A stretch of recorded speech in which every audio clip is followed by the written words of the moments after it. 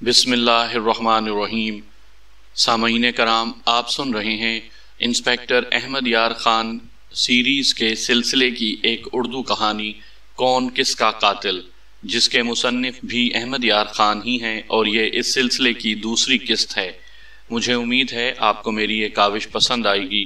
آپ نے اگر ابھی تک میرا چینل کہانی گھر سبسکرائب نہیں کیا تو ابھی میرے چینل کو سبسکرائب کر کے بیل نوٹیفیکیشن آن کر لیجئے، تاکہ آنے والی ہر نئی کہانی کی اطلاع بر وقت آپ تک پہنچ سکے۔ میں نے راحت کو دانستہ نظر انداز کر دیا۔ اس کے گھر سے نکلتے وقت میں نے اسے کہا، آپ ناراض تو ضرور ہوں گی، لیکن میں اپنی ڈیوٹی سے مجبور ہوں۔ میں اسے حیران اور پریشان چھوڑ کر عاشق علی کو ساتھ لیے تھانے میں چلا گیا۔ میں نے اپنا انداز دوستانہ رکھا، اس کی خاطر تواضع کی اور دوستانہ لب و لہجے میں تفتیش شروع کر دی۔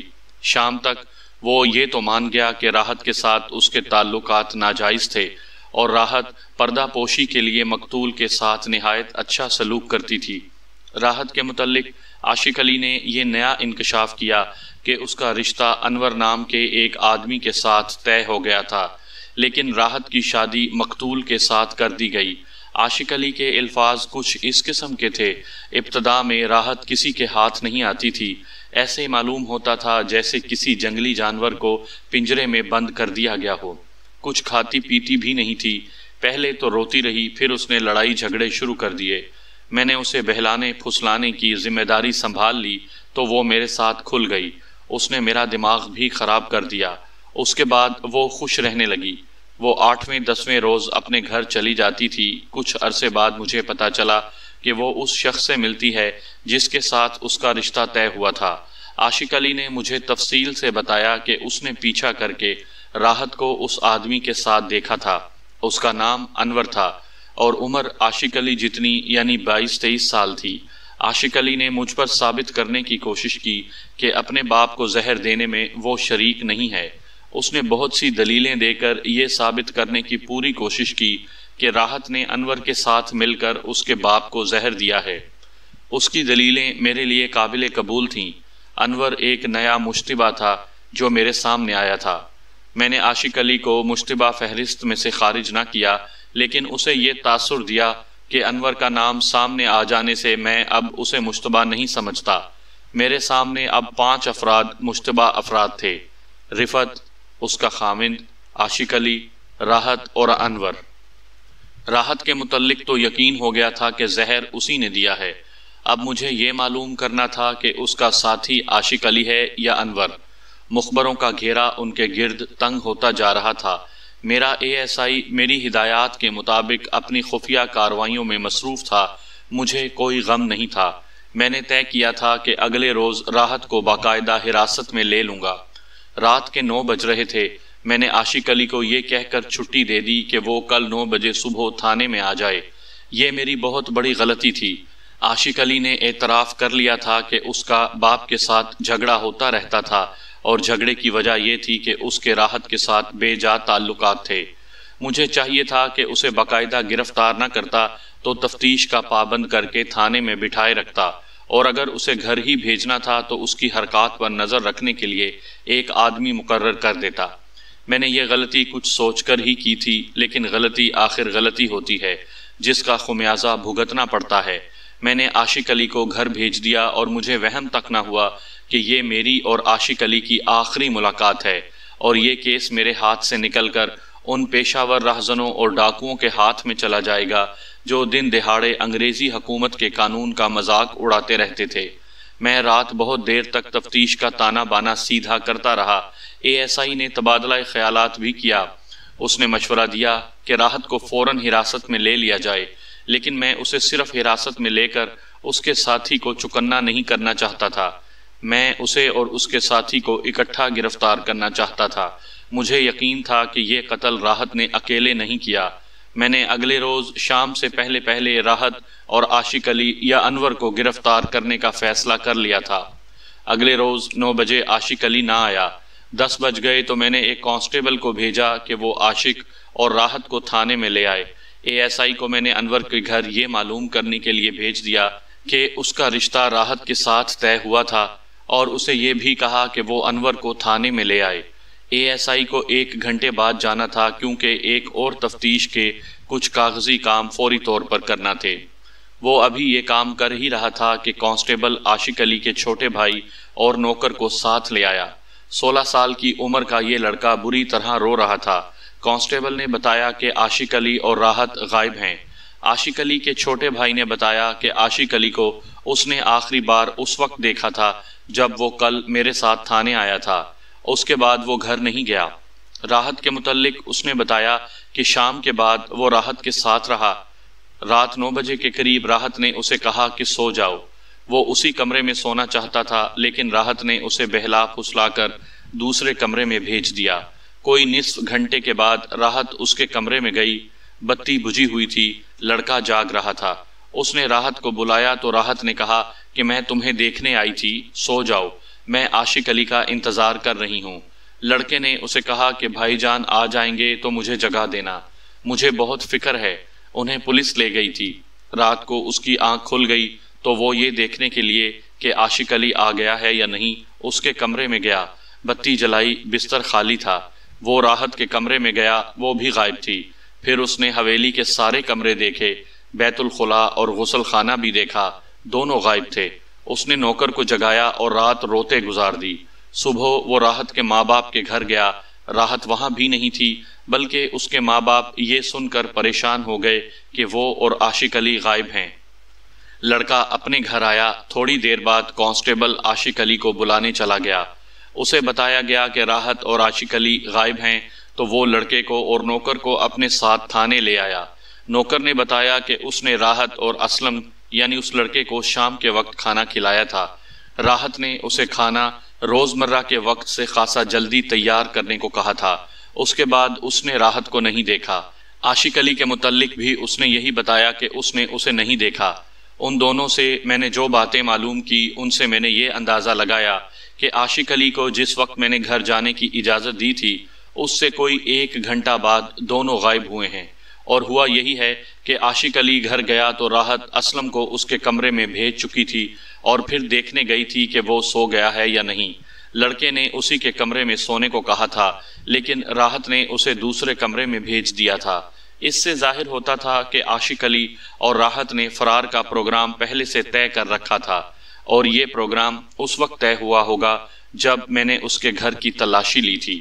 میں نے ASI کو شہر کی ناکہ بندی کرنے کے لیے بھیج دیا اور خود 2 کانسٹیبلوں کو ساتھ لے کر راحت کے ماں باپ کے گھر چھاپا مارا۔ وہاں سے کچھ بھی نہ ملا، البتہ کچھ نئی باتیں معلوم ہو گئیں جو مختصراً یوں ہیں کہ راحت کا باپ بھلے مانس اور کمزور طبیعت کا آدمی تھا۔ راحت کی ماں کا اس پر اس قدر رعب تھا کہ بیچارہ گھر میں دبکا رہتا تھا۔ راحت کا رشتہ انور کو دیا گیا تھا لیکن مقتول کی نظر راحت پر پڑی تو اس نے اس کا رشتہ مانگا۔ باپ راضی نہیں ہو رہا تھا۔ ماں نے باپ بیٹی پر اپنا فیصلہ ٹھونسا اور شادی مقتول کے ساتھ کر دی۔ ماں نے مقتول سے 10,000 روپیہ نقد لیا تھا۔ انور نے راحت کے باپ کو قتل کی دھمکی دی۔ باپ نے انور کو منت سماجت کی اور اسے بتایا کہ وہ گھر میں بے بس اور مجبور ہے۔ انور نے پھر راحت کی ماں کو دھمکی دی۔ پھر راحت گھر آ کر انور سے ملنے لگی۔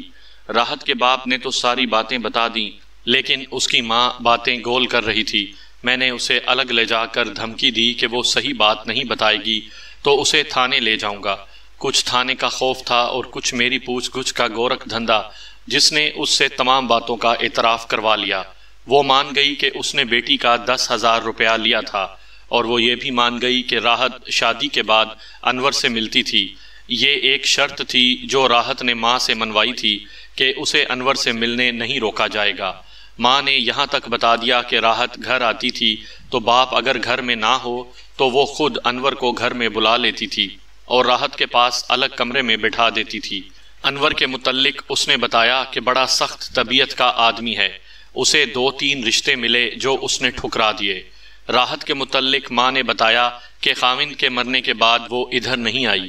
میں انور کے گھر گیا، اس کے ماں باپ نے بتایا کہ انور بڑا ضدی لڑکا ہے، شادی کا نام نہیں لینے دیتا۔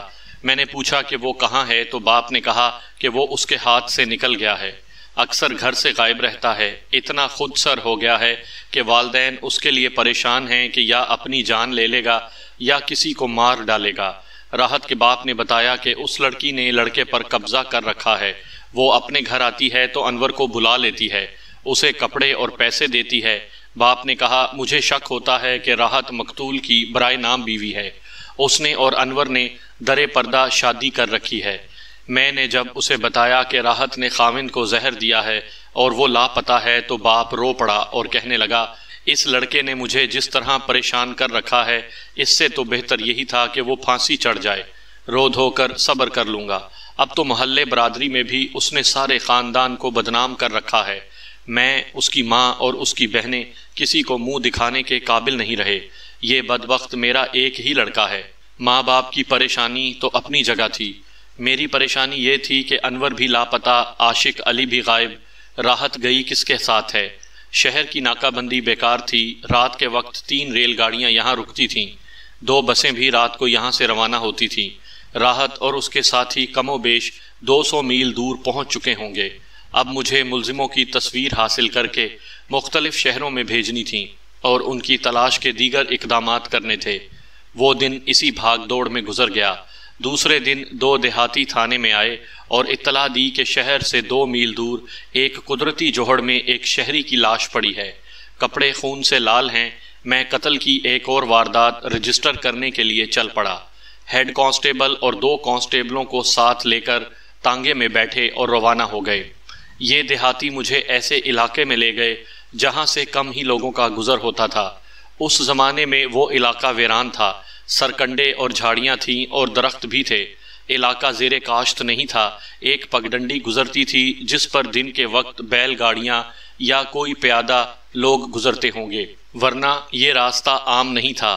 دور دور تک کوئی گاؤں نہیں تھا۔ سنا تھا کہ کچھ عرصہ پہلے انگریز یہاں سور کا شکار کھیلا کرتے تھے، اس وجہ سے بھی انہوں نے اس علاقے کو آباد نہیں ہونے دیا تھا۔ دیہاتیوں نے ایک جگہ تانگا رکوایا اور مجھے ایک طرف لے گئے، کم و بیش 150 گز دور ایک جوہڑ کے کنارے لے گئے۔ گدوں کی چڑ چڑ کی خوفناک آوازیں سنائی دے رہی تھیں، وہ لاش کو کھا رہے تھے۔ لاش جوہڑ کے کنارے پڑی تھی، وہاں پانی بہت تھوڑا تھا، کنارے پر سرکنڈے اور جھاڑیاں تھیں، لاش ان میں چھپی ہوئی تھی۔ یہ لاش عاشق علی کی تھی۔ ان دیہاتیوں کو یہ نظر نہیں آ سکی تھی، وہ 150 گز دور سے گزر رہے تھے۔ راستے میں ایک جگہ انہوں نے خون گرا ہوا دیکھا، زمین پر انہیں ایسے نشانات نظر آئے جو صاف بتاتے تھے کہ یہاں کوئی لڑائی جھگڑا ہوا ہے۔ وہاں سے ایک نمایاں نشان ایک طرف کو جاتا تھا، جیسے کسی انسان کو مردہ یا زندہ حالت میں گھسیٹ کر لے جایا گیا ہو۔ خون صاف نظر آ رہا تھا جو خشک تھا، زمین کچی تھی جس نے میری خوب رہنمائی کی۔ ان دیہاتیوں نے گدوں کو اترتے دیکھا تو وہاں تک گئے اور انہیں عاشق علی کی لاش نظر آئی۔ گدھ صرف اس کی ٹانگیں کھا سکے تھے کیونکہ لاش پانی میں پڑی تھی، ٹانگیں کنارے پر تھیں اور اس کے تینوں طرف گھنی جھاڑیاں تھیں۔ گدوں کے لیے بیٹھنے کی جگہ نہیں تھی۔ چہرہ بالکل صحیح حالت میں تھا، قمیض خون سے لال تھی۔ لاش گھسیٹ کر باہر نکلوائی، جسم دیکھا، چاقو یا خنجر کے کئی گہرے زخم تھے۔ میں لاش گھسیٹنے کا نشان دیکھتا اس جگہ پہنچا جہاں سے لاش گھسیٹی گئی تھی۔ وہاں مجھے کچھ اور نشانات نظر آئے۔ میں کھوجی نہیں تھا، پاؤں کے نمایاں نشان تو دیکھ سکتا تھا، بجھا ہوا کھرا اٹھانا میرے لیے مشکل تھا۔ وہاں نشان صاف تھے، لڑائی ہوئی تھی، عاشق علی گرا اور اسے مارنے والا یا مارنے والے گھسیٹ کر جوہڑ میں پھینک گئے تاکہ راستے سے ہٹ جائے۔ خدا کی ذات کے سوا عینی شاہد کوئی نہیں تھا۔ مجھے زمین سے گواہی لینی تھی۔ زمین کی زبان تو نہیں ہوتی، لیکن جہاں انسان کا خون گرتا ہے وہاں سے زمین بولتی ضرور ہے، اور یہ زبان سمجھنے والے کچھ لوگ ہوتے ہیں جنہیں کھوجی کہتے ہیں۔ میرے ہاتھ میں ایک مشہور بوڑھا کھوجی تھا جس نے انگریز پولیس افسروں کو بھی حیرت میں ڈال رکھا تھا۔ اس کے لیے تانگا بھیجا اور میں زمین کو دیکھنے لگا۔ فوری طور پر مجھے جو بات سمجھ میں آئی وہ یہ تھی کہ عاشق علی راحت کے ساتھ ادھر سے گزرا اور راہزنوں کے ہتھے چڑھ گیا اور وہ اسے قتل کر کے راحت کو لے گئے۔ اس زمانے میں پیشہ ور ڈاکوؤں اور راہزنوں کے گروہ ہوتے تھے۔ یہ ان تاریخی ڈاکوؤں کی اولاد یا شاگرد تھے جو جنگلوں کے وسیع علاقوں میں حکمرانی کرتے تھے۔ انگریزوں نے فوج کی مدد سے علاقے صاف کیے تھے، مگر ابھی تک یہ پیشہ زندہ تھا۔ جہاں عاشق علی کی لاش پڑی تھی وہاں سے 1 میل دور جنگل شروع ہوتا تھا۔ جس میں کھڈ، نالے اور اونچی نیچی چٹانیں بھی تھیں۔ میں یہی کچھ سمجھ سکا کہ یہ پیشہ ور رازنوں کی واردات ہے، جن میں دو اشتہاری مجرم تھے، ایک ٹنڈل کہلاتا تھا اور دوسرا منا بادشاہ۔ یہ پکڑے نہیں جاتے تھے، ان کا کوئی ایک ٹھکانہ نہیں تھا، ان کے پاؤں میں چکر تھا اور پولیس کو بھی وہ اسی چکر میں الجھائے رکھتے تھے۔ مگر سوچنے والی بات یہ تھی کہ عاشق علی راحت کو لے کر کہاں جا رہا تھا؟ وہ اس طرح ویرانے میں کس طرح پہنچ گئے؟ کیا یوں ہوا ہوگا کہ ڈاکوؤں نے انہیں ریلوے اسٹیشن سے ڈرا دھمکا کر ساتھ لیا اور یہاں آ کر اسے قتل کر گئے اور راحت کو ساتھ لے گئے؟ میں زمین کے نشان دیکھ دیکھ کر یہ معمہ حل کرنے کی کوشش کر رہا تھا۔ مجھے کچھ اور نشان نظر آئے۔ یہ تانگے کے پہیوں کے نشانات تھے۔ ایک تو ہمارے تانگے کے نشان تھے جو تازہ دم ہونے کی وجہ سے الگ تھلگ نظر آتے تھے، یہ ایک جگہ آ کر ختم ہو گئے تھے۔ ان کے علاوہ پہیوں کے جو نشان تھے وہ بتاتے تھے کہ ایک تانگا آیا جو ایک طرف ہٹ کر رک گیا، گھوڑے کے کھرے صاف تھے۔ ایک اور تانگا اس سے دائیں کو قریب آ کر رکا، وہاں سے انسانی پاؤں کے نشان شروع ہوئے۔ میں نے بیٹھ کر یہ کھرے دیکھے، یہ ایک عورت کا کھرا تھا، پاؤں چھوٹا تھا، پھر یہ سارے کھرے گڈمڈ ہو گئے۔ وہاں سے قریبی گاؤں 3 میل دور تھا۔ کوئی 2 گھنٹے بعد بوڑھا کھوجی آ گیا، وہ پیچھے چلا گیا اور وہاں سے زمین کو دیکھتا واردات کی جگہ تک آیا۔ 3-4 چکر وہاں کاٹے اور یہ کہانی سنائی۔ آگے پیچھے 2 تانگے آ رہے تھے، اگلا تانگا راستے سے ہٹ کر رکا، دوسرا تانگا راستے پر آ کر ذرا آگے رکا۔ راستے سے ہٹ کر رکنے والے تانگے میں سے ایک مرد اور ایک عورت اتری، دوسرے تانگے سے صرف ایک مرد اترا۔ پھر ان کی لڑائی ہوئی، لڑکی گھبراہٹ میں ادھر ادھر چلتی رہی، پھر ایک آدمی گرا، عورت اور مرد لاش کے قریب اکٹھے کھڑے ہوئے، دونوں نے لاش گھسیٹی اور پانی میں پھینک آئے۔ کھوجی نے مجھے تانگے واپس جانے کے نشان بتائے، پہیوں کے نیم دائرے کے نشان نظر آ رہے تھے۔ میں اسے جوہر تک لے گیا، وہاں سے اس نے کھرا اٹھایا اور کہا عورت قاتل کے ساتھ جا رہی ہے، عورت کو یہاں سے گھسیٹا نہیں جا رہا۔ میں نے پوچھا آدمی کتنے ہیں؟ آدمی صرف ایک ہے، اس نے کہا۔ عورت اپنی مرضی سے جا رہی ہے، اس نے عورت کا کھرا دکھا کر کہا یہ کھرا پہچان لیں، اس کے قدموں کا فاصلہ ناپیں، ہر قدم کا فاصلہ ایک جیسا ہے، رفتار تیز ہے، مرد آگے ہے، یہ ثبوت ہے کہ عورت ہنسی خوشی جا رہی ہے۔ آگے زمین پتھر کی طرح سخت تھی، جہاں کھرا ڈھونڈنا پڑا۔ بوڑھے کھوجی نے ڈھونڈ لیا، 1 میل تک کھرا گیا اور کھوجی رک گیا۔ میں نے بھی دیکھا کہ وہاں گھوڑوں کے پاؤں کے نشان تھے اور انسانی پاؤں کے بھی۔ کھوجی وہاں بیٹھ گیا اور بڑے ہی غور سے انسانوں کی جوتیوں کے نشانات دیکھنے لگا۔ اس نے سر اٹھا کر مجھے دیکھا اور بولا مارا گیا۔ میں نے پوچھا کون؟ اس نے جواب دیا شہری مارا گیا، پیچھے جو نشان ہیں وہ شہری جوتی کے ہیں، یہ نشان دیہاتی جوتیوں کے ہیں۔ میں ان کھروں کو پہچانتا ہوں، جوانی سے دیکھ رہا ہوں، یہ ڈاکوؤں کے کھرے ہیں۔ مجھے شک ہے یہ ٹنڈل کے آدمی ہیں، منا بادشاہ کے بھی ہو سکتے ہیں، بہرحال یہ ڈاکو ہیں۔ اس نے کھرے اور غور سے دیکھے اور اٹھ کھڑا ہوا۔ اس کے ہاتھ میں چھڑی تھی، چھڑی کھروں پر رکھ رکھ کر وہ مجھے بتانے لگا انہوں نے عورت کو پکڑا ہے، عورت جس کے ساتھ تھی یہ دیکھو، وہ عورت کو چھڑانے کے لیے آگے بڑھا ہے، یہ دیکھو، اسے گھونسا پڑا ہے یا دھکا، وہ یہاں تک پیچھے ہٹا ہے۔ غرض وہ مجھے سمجھاتا رہا کہ یہاں اس آدمی کو ڈاکو مل گئے اور انہوں نے اس سے عورت چھین لی۔ وہ ان سے لڑتا رہا اور ڈاکو اسے ساتھ لے گئے۔ میں نے اسے کہا کہ یہ آدمی بھی ڈاکوؤں کا ساتھی ہو سکتا ہے، وہ اکیلے ہی عاشق علی سے عورت چھین کر یہاں سے اپنے ساتھیوں سے آ ملا ہوگا۔ کھوجی نے کہا نہیں، وہ 16 آنے شہری ہے، یہاں اسے ڈاکو ملے ہیں اور اس سے عورت چھین لی ہے۔ کھرا بتاتا ہے کہ یہاں زبردستی ہوئی ہے۔ اور آگے گئے تو جنگل اور چٹانیں شروع ہو گئیں، درختوں کے جھنڈ گھنے تھے، وہاں بعض جگہیں بہت خوبصورت تھیں، ہری گھاس بھی تھی، بھنگ کے پودے بے شمار تھے۔ ہم جنگل میں داخل ہوئے، کھوجی نے گھاس پر بھی کھرا دیکھ لیا جو مجھے بالکل نظر نہیں آیا۔ ہم بہت اندر چلے گئے، کھوجی ایک جگہ رک گیا، اس نے مجھے گھاس دکھائی جو ذرا دبی دبی سی تھی۔ اس نے مجھے یہ گھاس غور سے دیکھنے کے لیے کہا تو میں نے اور زیادہ غور سے دیکھا۔ میں سمجھ گیا کہ وہ کیا کہہ رہا ہے۔ یہاں لڑکی پر مجرمانہ حملہ کیا گیا تھا۔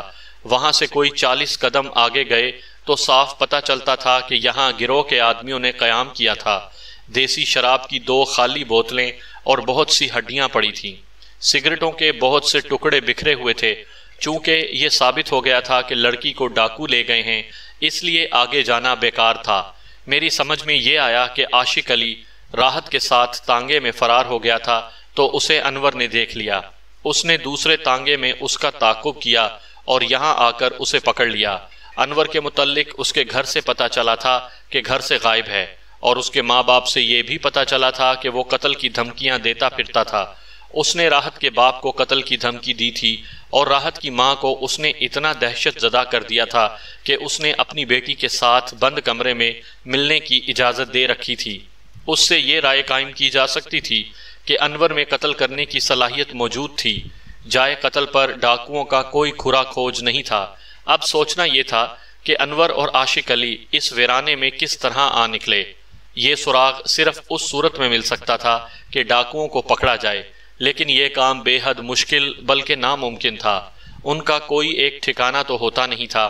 آپ یہ سن کر شاید حیران ہوں کہ ان پیشہ ور راہزنوں اور ڈاکوؤں کے ساتھ ہم رابطہ قائم کر لیا کرتے تھے۔ یہ رابطہ خاص قسم کے مخبروں کے ذریعے ہوتا تھا۔ اس کام کے لیے کھوجیوں کو بھی استعمال کیا جاتا تھا۔ بعض وارداتوں کی سراغ رسانی میں پیشہ ور گروہ ہماری مدد بھی کیا کرتے تھے۔ میں نے یہ فیصلہ کیا کہ یہ معلوم کروں کہ یہ کس کا گروہ ہے، اور پھر اس کے سربراہ سے رابطہ قائم کر کے کہوں کہ لڑکی اور لڑکا مجھے واپس کر دے، کیونکہ یہ دونوں قتل کے مجرم ہیں۔ یہ ڈیوٹی بوڑھے کھوجی نے اپنے ذمے لے لی۔ ڈاکوؤں کی مدد حاصل کرنے کے لیے شرط یہ ہوتی تھی کہ انہیں دھوکے سے گرفتار نہیں کیا جائے گا۔ ایسے واقعات بھی ہوئے تھے کہ کسی پولیس انسپکٹر نے کسی ڈاکو کو پیغام دینے یا اس سے مدد لینے کے بہانے اسے گرفتار کر لیا۔ تھوڑے ہی دنوں بعد پولیس انسپکٹر نامعلوم افراد کے ہاتھوں مارا گیا۔ میں نے بھی ایک گروہ کے 2 افراد کو ایک بار گرفتار کیا تھا۔ ایک کو سزائے موت اور دوسرے کو 2 دفعات میں 7 سال سزائے قید دلوائی تھی، لیکن یہ دھوکہ نہیں تھا۔ یہ میرے ASI اور 6 کانسٹیبلوں کا کارنامہ تھا، جس میں 2 کانسٹیبل گولیوں سے زخمی ہو گئے تھے۔ یہ ڈاکو اس علاقے کے ایک مشہور ڈاکو ٹنڈل کے ایک گروہ کے افراد تھے۔ ٹنڈل نے مجھے یہ پیشکش کی تھی کہ 20,000 روپیہ نقد لے لوں اور جس قسم کی لڑکی کی خواہش کروں وہ بھی مجھے جتنے عرصے کے لیے چاہوں پیش کی جائے گی، میں اس کے دونوں آدمی چھوڑ دوں۔ یہ دونوں اس کے استاد ڈاکو تھے۔ میں نے یہ پیشکش قبول نہیں کی تھی۔ اب مجھے پتہ چلا کہ راحت اور انور ٹنڈل کے قبضے میں ہیں۔ یہ اطلاع مجھے واردات کے تیسرے روز ملی تھی۔ بوڑھے کھوجی نے ٹنڈل کو ڈھونڈ نکالا تھا۔ میں نے اسے گھوڑا مہیا کیا تھا۔ ان کی ملاقات ایک جنگل میں ہوئی تھی۔ میں نے ٹنڈل کو کبھی دیکھا نہیں تھا۔ مخبر نے بتایا بڑا خوب روح اور زبردست قسم کا جوان ہے۔ کھوجی نے بڑی مشکل سے اس تک رسائی حاصل کی تھی۔ اس نے ٹنڈل کو اس کے جاننے والے ایک آدمی کے ذریعے میرا پیغام بھجوایا تھا کہ لڑکی اور انور مجھے واپس کر دو، یہ میرے ملزم ہیں۔ ٹنڈل یہ سن کر کھوجی سے ملنے آ گیا۔ اس نے کپڑوں کا ایک بنڈل بوڑھے کھوجی کو دے کر کہا، یہ احمد یار خان کو دے دینا اور اسے کہنا کہ تم نے مجھ پر کون سا احسان کیا تھا کہ میں تمہیں اتنا قیمتی مال واپس کر دوں، اور اسے یہ بھی کہنا کہ میں نے مفت کام کرنے کو نہیں کہا تھا، میں نے وہ قیمت پیش کی تھی جو تم ساری عمر خواب میں بھی نہیں دیکھ سکتے تھے۔ اس نے ٹھیک کہا تھا۔ دوسری جنگ عظیم سے پہلے 20,000 روپے آج کے 1,00,000 روپے کے برابر تھے۔ اس نے یہ بھی کہا، احمد یار خان کو یہ بھی کہہ دینا کہ تمہارا سکھ تھانے دار اور سپاہی واقعی دلیر لوگ ہیں، جنہوں نے میرے آدمیوں کا مقابلہ کر کے میرے 2 آدمی پکڑے تھے۔ میں ملک کی یعنی میری ایمانداری اور بہادری کی تعریف کرتا ہوں۔ یہ تحفہ لے جاؤ اور اسے بتا دینا کہ لڑکی اب ہمیشہ کے لیے میری ہو گئی ہے، اور اس کے ساتھ جو آدمی تھا اس کی لاش کسی روز تمہیں مل جائے گی۔ بوڑھا کھوجی یہ پیغام لایا اور کپڑوں کا بنڈل مجھے دیا۔ کھول کر دیکھا، اس میں راحت کی قمیض، شلوار اور دوپٹہ تھا۔ میں نے یہ کپڑے پہچان لیے۔ جس رات وہ بھاگی تھی اس روز اس نے یہی کپڑے پہن رکھے تھے۔ میری طبیعت میں پوٹھوہار کا اکھڑ پن تھا۔ میں نے تہیہ کر لیا کہ دھوکے میں پکڑوں یا مقابلے میں، ٹنڈل کو ضرور پکڑوں گا، خواہ کتنے عرصے بعد موقع ملے، اسے چھوڑوں گا نہیں۔ میں فوری طور پر اس کے خلاف کوئی کارروائی نہیں کرنا چاہتا تھا، کیونکہ بوڑھے کھوجی کی اپنی اور اس کے خاندان کی جان کا خطرہ تھا۔ میں اب یہ سوچ رہا تھا کہ اس کیس کی کیا رپورٹ تیار کروں۔ مجھے اب یہ یقین کرنا تھا کہ راحت کے ساتھ جو آدمی ڈاکوؤں کے ہاتھ لگ گیا تھا وہ انور ہی تھا، اور مجھے یہ بھی معلوم کرنا تھا کہ راحت، عاشق علی اور انور اس ویرانے میں کس طرح پہنچے۔ میرا ASI 3 روز سے وہ تانگے ڈھونڈ رہا تھا جو اس ویرانے میں گئے تھے۔ شہر بہت بڑا نہیں تھا، بڑی قسم کا قصبہ تھا۔ شہر میں لائسنس یافتہ تانگوں کی تعداد 193 تھی۔ میرے پورے سٹاف نے 3 دنوں میں تقریباً ہر ایک تانگے والے سے پوچھ لیا، لیکن کسی نے بھی نہ بتایا کہ وہ اس ویرانے میں سواری لے کر گیا تھا۔ اس سے مجھے شک ہوا کہ قتل تانگے والوں کے سامنے ہوا ہے، اس لیے وہ ڈر گئے ہیں۔ انور کے گھر سے اس کے متعلق پوچھا تو پتہ چلا کہ وہ ابھی تک لاپتہ ہے۔ تانگا بانوں کا ایک نمبردار تھا، میں نے اسے تھانے میں بلایا اور کہا کہ یہ 2 تانگا بان ڈھونڈ دے، وہ ملزم نہیں گواہ ہیں۔ اگر کل 12 بجے تک وہ تھانے میں نہ آئے تو شہر کے تمام تانگوں کے لائسنس منسوخ کر دوں گا۔ اس کے ساتھ ہی میں نے تمام کانسٹیبلوں کی ڈیوٹی لگا دی کہ وہ تمام تانگے بانوں سے کہہ دیں کہ کل صبح لائسنس لے کر تھانے آ جائیں اور انہیں خبردار کر دیں کہ جو غیر حاضر ہوا اس کا لائسنس منسوخ ہو جائے گا۔ اگلی صبح تھانے کے سامنے تانگے جمع ہونے لگے۔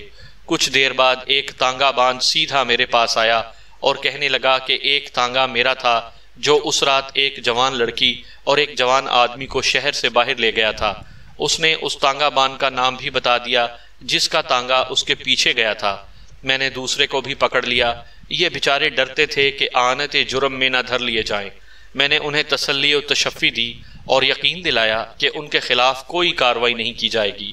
جس تانگے میں راحت ایک آدمی کے ساتھ، جس کے متعلق مجھے یقین تھا کہ انور ہی ہو سکتا ہے، بیٹھی تھی، اس کے تانگا بان نے بیان دیا کہ رات 9 اور 10 بجے کے درمیان ایک جوان آدمی نے اسے روکا اور شہر سے باہر چلنے کو کہا۔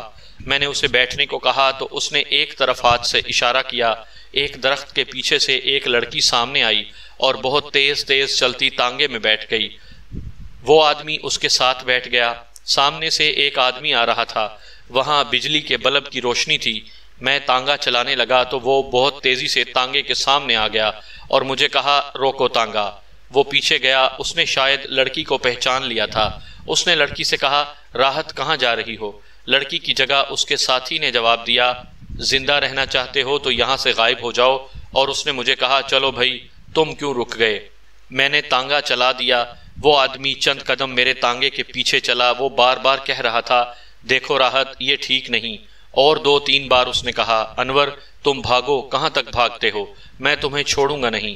تانگے میں بیٹھے ہوئے آدمی نے مجھے کہا ذرا تیز چلو نا یار، دگنے پیسے دوں گا۔ میں نے گھوڑے کو بھگا دیا۔ آگے سے ایک خالی تانگا آ رہا تھا۔ مجھے آواز سنائی دی اوئے ٹھہرو۔ میری سواری نے مجھے کہا دوست منہ مانگے پیسے دوں گا، گھوڑے کو کھلا چھوڑ دو۔ ہمیں کبھی کبھی ایسی سواری مل جاتی ہے جس سے ہم منہ مانگے دام اور انعام لے لیا کرتے ہیں۔ میں سمجھ گیا کہ یہ 2 جوان اس لونڈیا پر لڑ رہے ہیں۔ خدا کی قسم میں یہی سمجھ رہا تھا کہ یہ کرائے کی لونڈیا ہے یا دونوں کی سانجھی دوست ہے، اسی لیے وہ مجھے شہر سے باہر جانے کو کہہ رہا تھا۔ میں نے پیچھے دیکھا، دوسرا تانگا میرے پیچھے بھاگا آ رہا تھا۔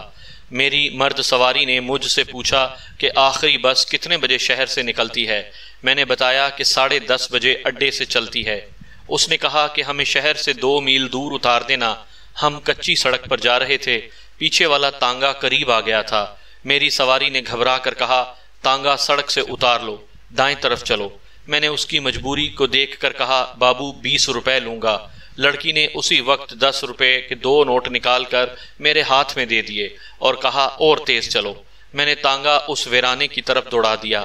لڑکی نے اس سے پوچھا کہاں لے جا رہے ہو؟ بس تو سڑک سے ملے گی۔ اس نے جواب دیا وہ ہمارے پیچھے آ رہا ہے، میں ذرا اسے ٹھکانے لگا لوں، اگر سیدھے سڑک پر گئے تو وہ بھلا ہمیں بس میں بیٹھنے دے گا۔ میں تانگا بھگاتے بھگاتے شہر سے 2 میل دور ویران علاقے میں نکل گیا۔ دوسرا تانگا بالکل قریب آ گیا تھا۔ میرا گھوڑا رہ گیا، اس کی رفتار سست ہونے لگی تو میں نے کہا بس جناب اس سے آگے نہیں جاؤں گا۔ میں نے تانگا ایک طرف کر کے روک دیا۔ اس آدمی نے چاقو نکال لیا۔ چاندنی میں مجھے چاقو اچھی طرح نظر آ گیا، خاصا بڑا چاقو تھا۔ اس نے چاقو میری طرف کر کے مجھے گالی دی اور کہا اگر نہ چلے تو قتل کر دوں گا۔ اتنے میں دوسرا تانگا میرے قریب آ رکا۔ اس میں سے دوسرے آدمی نے چھلانگ لگائی اور میری سواریوں کو للکارا۔ میرے تانگے سے آدمی باہر کود پڑا اور اس نے چاقو کا وار کیا۔ وہ آدمی دوڑ کر تانگوں سے پرے چلا گیا۔ میرے والا آدمی اس پر جھپٹ پڑا۔ لڑکی بھی اتر گئی۔ میں نے اپنا تانگا موڑا اور دوسرے تانگے بان سے کہا بھاگ یہاں سے بھائی، یہ تو معاملہ سنگین ہے، اور ہم وہاں سے بھاگ آئے۔ دوسرے تانگا بان نے بیان دیا کہ اسے ایک آدمی نے روکا اور کہا کہ اس تانگے کو پکڑنا ہے، جو مانگو گے دوں گا۔ میں نے اس سے 25 روپے مانگے، وہ مان گیا۔ میں نے گھوڑا دوڑا دیا اور اس سے پوچھا کہ کیا قصہ ہے۔ اس نے جواب دیا کہ ایک آدمی ہمارے محلے کی ایک لڑکی کو بھگا کر لے جا رہا ہے، اسے پکڑ کر پولیس کے حوالے کرنا ہے۔ اگلا تانگا کچے میں اتر گیا تو میں نے تانگا سڑک سے اتار کر اس کے پیچھے ڈال دیا۔ اس آدمی نے مجھے کہا، اگر اس سے لڑکی چھیننے میں تم میری مدد کرو تو میں تمہیں 50 روپے الگ انعام دوں گا۔ میں نے سودا قبول کر لیا۔ بہت دور جا کر اگلا تانگا رک گیا۔ میں نے اپنا تانگا اس کے قریب روکا۔